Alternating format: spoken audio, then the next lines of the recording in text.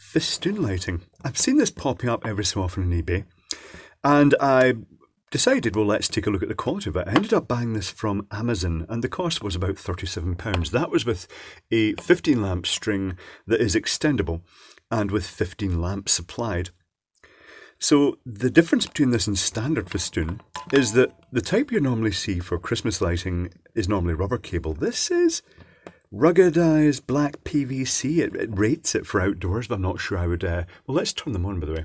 But I'm not sure I would rate, you know, I'm not over keen on exposed PVC outdoors. It tends to degrade in sunlight. In our climate, it's not going to be too bad, though. But the interesting thing about this is it's got these hangers, and they've obviously got some sort of splice in here, and we'll find out afterwards what's in here, because I will cut one of them open and we'll take a look and see how they've fastened onto that.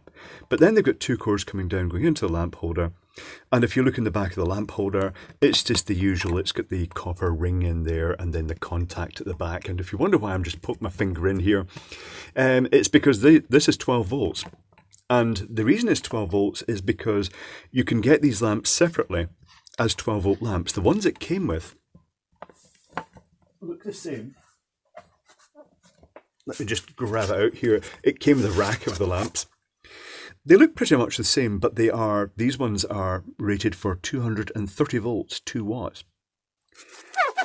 I'll just shove that back in there, and we'll try those ones afterwards. In fact, you know, I'm going to open one of these lamps afterwards as well, and also one of the mains voltage lamps, and we'll see the difference in circuitry. I don't think there's going to be anything in here. I don't think there's not even going to be a resistor. It's polarity sensitive. At the moment, I've got the square pin plug here, but with a couple of crocodile clips on it. And when positive goes to the live, which is effectively the back contact in this festoon, these Edison screw lamp holders, when the positive goes to the back, they light. If you swap the polarity, they don't light. The LEDs start glowing. Let me just turn this down to the point that they just start glowing. They start glowing round about there at about just short of 10 volts. That makes me think that these filaments in here are 6 volt filaments. They've probably got 2 parallel clusters each. I'll test this. I'm going to open one of them. But I'm reckoning that each filament has 2 parallel clusters of LEDs, and then those in series to make 6 volts, and then the other filament in series to make the 12 volts. And certainly as soon as you get above 10 volts, the current rockets. Going up to 12 volts dead on, let me turn up to 12 volts dead on. The current goes to 645 milliamps. And if you work that out, it means the whole, well, this is 10 lamps. It's actually at bang on 12 volts, a regulated 12 volt supply. It's drawing 8 watts of power. I'm guessing, well, let's try that. I'm going to wind it up a bit higher. I'm going to put it up to, say, 13.8. It's current limiting. That's because I've got this current set quite low. 13.8 volts. It's starting to go quite high. It's about 1.2 amps, so I reckon that you'd have to use a fairly regulated voltage with this. Okay, right, let's take these lamps out, and I shall swap it for the 240 volt lamps, and we'll see what the power consumption is and how it looks. Back again, I'm just going to tame that down, that's better. Back again with the hoppy on, and this time I've fitted the 240 volt lamps. Hopefully I've not accidentally put any of the low 12 volt ones in. I'll plug it in, and that's quite bright. You can see a bit of shimmer. It's got the usual, hold on, I'm just going to do a flicker test. It's very flickery. To the human eye, it's not got any smoothing that I can see. It says 26 watts, 0.4 power factor. It's really what you'd expect. Current 260 milliamps. I'm guessing maybe, do these have a capacitive dropper in them? Maybe. Or is it going to be the type, I think it'll be a capacitive dropper, but we'll open one of the lamps up and see. It's fine, but you know what? Having tried those now, I'm thinking I kind of prefer the 12 volt DC ones, because did you notice how there was absolutely zero flicker with the 12 volt ones?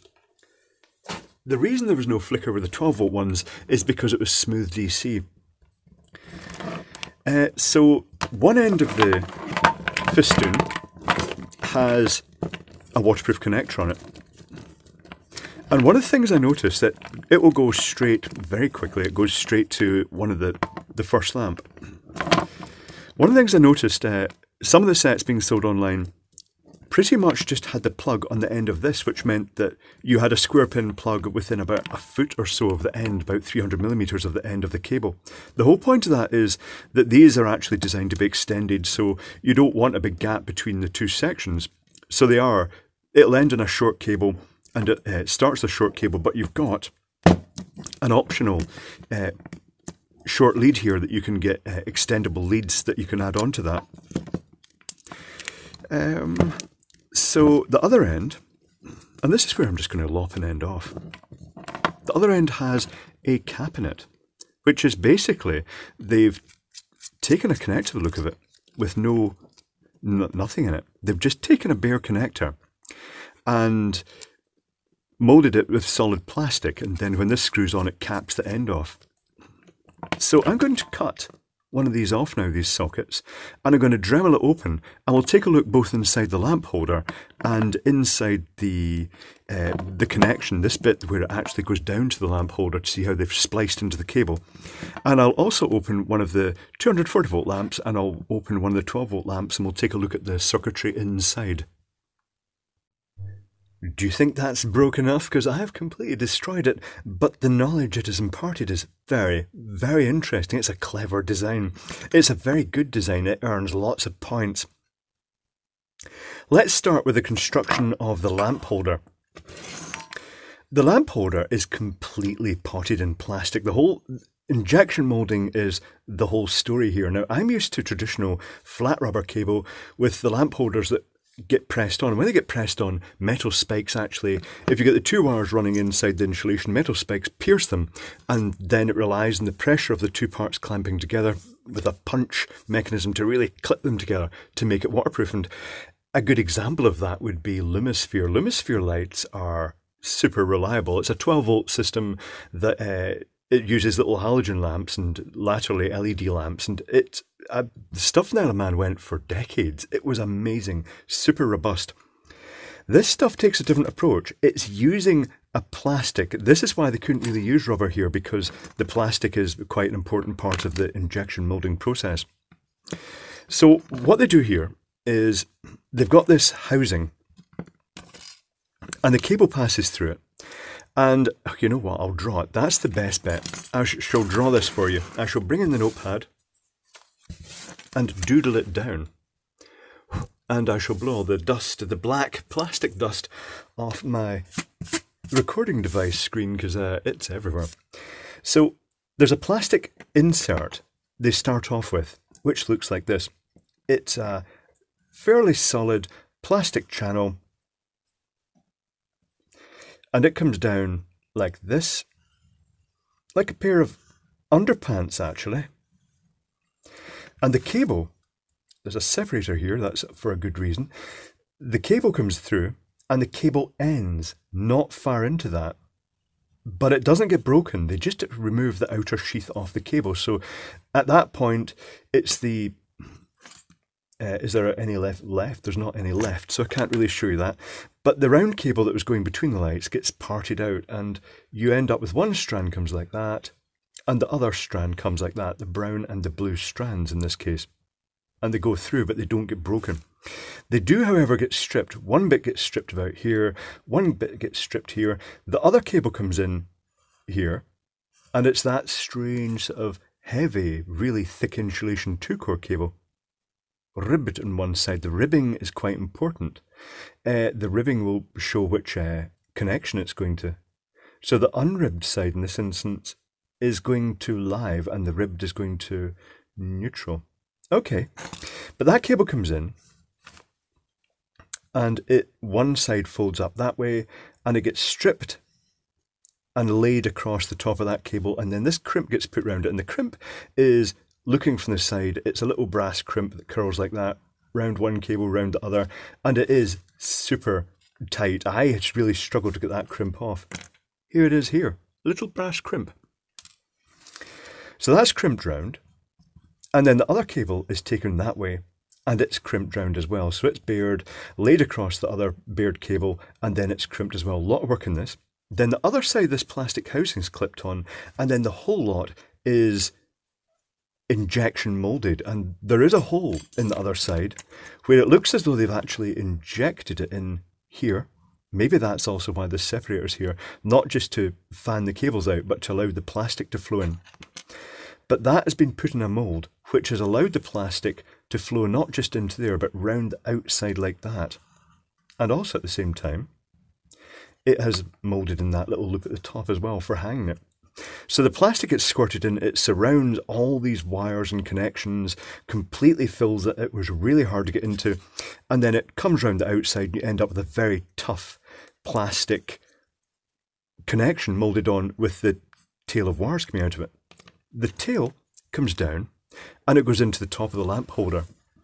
And we've got the brass cup here. I have tried it with a magnet. It is not magnetic. It's got a little copper contact and then what looks as though it's an aluminium rivet. I'm just going to scrape that. I'm just going to test that right now. Is it aluminium? I think it is aluminium.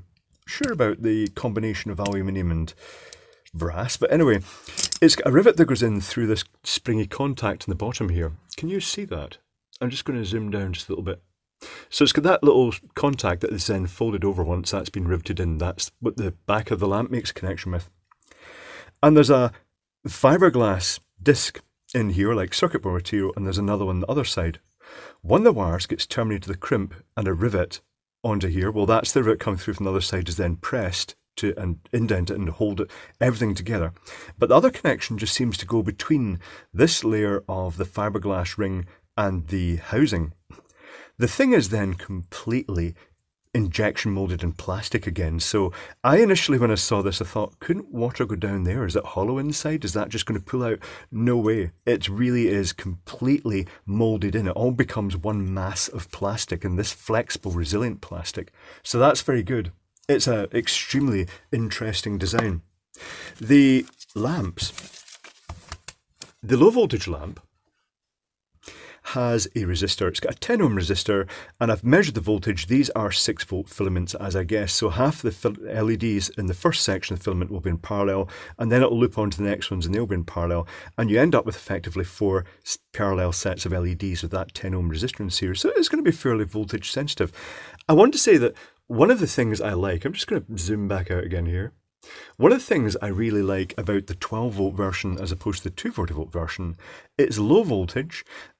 Each has its pros and cons. The AC that's going to the mains voltage version is less prone to corrosion. If water gets into a DC connection, it's much more likely to have accelerated corrosion. AC stuff can lie underwater for a while and not suffer damage. That's a huge advantage there. But the advantage of DC is there's absolutely zero flicker because it is running on, potentially in this case, it could be a switch-on power supply. It also means that if you had it at low level and someone stuck their finger in, they're not going to get electric shock, although they are probably going to steal the lamp. This is just part and parcel of municipal Christmas lights and stuff like that. So that's a very simple design, just that resistor and that's it. The mains voltage one is also a very simple design, but it's got a lovely casing. It's got a plastic cover that goes up the inside like that and gets cemented in. And then it's got this 2-layer, I think, plastic cap that then grips onto the metal shell, which then gets potted over that. It's very neat looking with a little rivet that goes in the back. The power supply for it is very simple. Let me bring the notepad in and doodle that. Things worthy of note. The distance between the the lamp holders is about 39 inches, if I remember rightly. I think it's 39 inches, which is just, I've made a wee note of that. It is 13 inches, which is just shy of 1 meter in this particular stuff. The circuit diagram of this is very simple. AC comes in.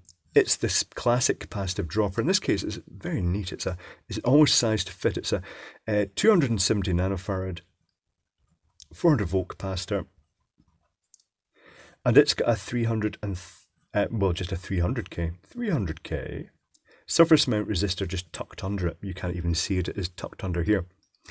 Then it goes to a bridge rectifier. There's the bridge rectifier, a full bridge rectifier. The other lead comes up here. No inrush limiting resistors. Plus minus. The output then goes to the two LED filaments. I'll just draw it as two LEDs, although each one effectively contains about 30 LEDs and will have a voltage drop of about 90 volts across each. You might get deja vu because I drew exactly this in another video I did recently. And that goes across the output. And the only other thing is there's another resistor with a value of 200k. And the reason for that one is simply to act as a load so that the lamps don't ghost when there's slight leakage, because otherwise they're so sensitive that they'll glow with the very slightest sniff of microamps of leakage. That's it. It's very neat. I do have a difficult decision to make. If I'm going to test this, do I use it with AC or DC? AC is the simplest. And it also gives the option of putting in other lamps. You know, you could choose a great big lamp like this, but with the Edison screw base. They say on the label on that you can have a maximum of 800 watts. That's the equivalent of 400 of these 2-watt lamps in one continuous string, because you can plug them end to end. Let me bring in the calculator. So there's 15, that would be 400 lamps divided by the 15 per set, so you could connect 26 of these strings together, theoretically. And even then, 800 watts would equate to about 3 amps. So I guess ultimately that probably is a 3 amp fuse in the plug, and that is suitably matched to that cable. It's neat. It's very neat. I think this is a very good design. The way the copper is continuous all the way through, there's no break in the cable. It's just been the outer sheath has been stripped, the inner section has just been stripped in a small area. It's got that crimp, and then it's got this other cable coming down off that into the holder. It's very clever, and the fact it is moulded so thoroughly and with quite a lot of plastic, very hard to take apart, particularly because of the chewiness and the fact it was so bonded tightly onto this other cable, because it is probably a matching PVC. That means that it's super strong, super well insulated, and super watertight. And what more could you ask for from a set of festoon lights? That's very good. I'm very impressed with that.